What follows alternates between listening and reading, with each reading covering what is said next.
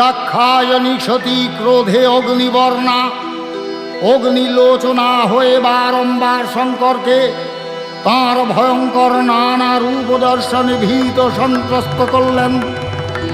ঘোরতর তিমির বর্ণা দিগম্বরী আলুলায়িত কেশী চতুর্বাহু খর্গ মুন্ডধারিণী প্রতিরোমকূপে তাঁর অগ্নিকণিকা বিচ্ছুরিত গলদেশে দোদুল্যমানা মুন্ডমালা শানিত শির ঝঙ্কারে দশদিক কম্পিত তাঁর অট্টহাস্যে তাঁর পদতলে তিনি সবরূপে শয়ানমান।